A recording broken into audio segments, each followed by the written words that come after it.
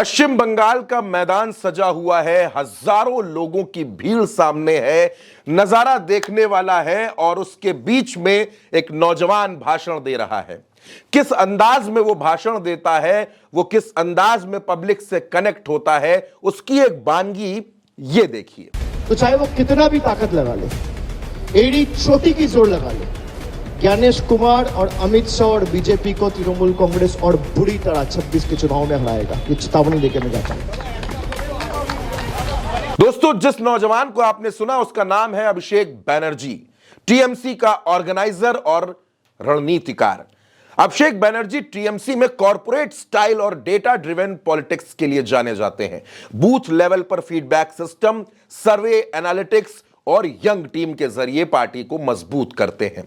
अभिषेक बैनर्जी ममता बनर्जी के भतीजे हैं। अभिषेक बैनर्जी डायमंड हार्बर सीट के सांसद हैं। जब संसद में गरजते हैं तब भी पूरा देश उनको सुनता है। अभिषेक बैनर्जी ने नव जागरण जैसे कैंपेन चलाए जो ग्रास रूट लेवल पर वर्कर्स को जोड़ते हैं। 2021 का चुनाव और 2024 का लोकसभा चुनाव उनकी रणनीति से टीएमसी को बहुत फायदे में रखता है। 2026 से वो उस कैंपेन का हिस्सा है जो पश्चिम बंगाल में टीएमसी को जीत की तरफ लेकर जाती है।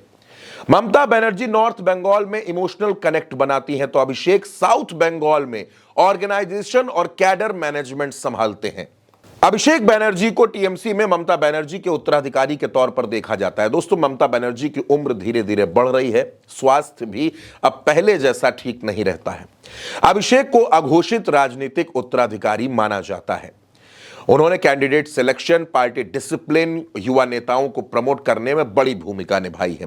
पार्टी वर्कर्स उनको सेनापति अभिषेक कहते हैं। वो बूथ लेवल मशीनरी को एनर्जाइज करते हैं, बीजेपी को सीमित करने के लिए रणनीति बनाते हैं। हाईटेक हैं, युवाओं से अपील करते हैं। 38 साल के अभिषेक बैनर्जी पढ़े लिखे हैं, मैनेजमेंट बैकग्राउंड वाले हैं, इंग्लिश स्पीकिंग हैं। वो टीएमसी की जो पुरानी स्टाइल है उसके साथ मॉडर्न टच को जोड़ते हैं। डायमंड हार्बर वो लोकसभा सीट जहां के वो सांसद हैं और उसको उन्होंने एक आदर्श लोकसभा सीट बनाया है, जहां पर स्वास्थ्य शिविर, विकास कार्य, सोशल आउटरीच, इन तमाम चीजों पर वो फोकस करके काम करते हैं। युवाओं, कैडर और ऑर्गेनाइजेशन में उनकी पकड़ मजबूत है जो ममता की लोकप्रियता को सपोर्ट करती है।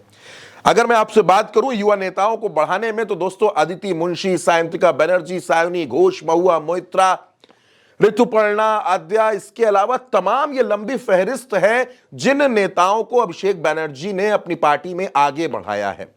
2026 के चुनाव में उनकी भूमिका साउथ बंगाल यानी मेदिनीपुर, साउथ 24 परगना में बीजेपी के गढ़ जैसे नंदीग्राम में भी वो रैलियां कर रहे हैं और विकास की बातें कर रहे हैं। टीएमसी ने पश्चिम बंगाल में इस बार 215 प्लस का लक्ष्य रखा है और अभिषेक कैडर को अनुशासन और जीत के मार्जिन बढ़ाने के लिए प्रोत्साहित भी करते हैं। ममता और अभिषेक की जोड़ी को ट्विन ट्रैक स्ट्रेटजी कहा जा रहा है, इमोशन ऑर्गेनाइजेशन का पूरा कॉम्बिनेशन। तो दोस्तों ये है अभिषेक बनर्जी। लेकिन अभिषेक बनर्जी जो पश्चिम बंगाल में एक ऐसा चेहरा है जिनको हर कोई जानता है, उनका अंदाज कैसा है?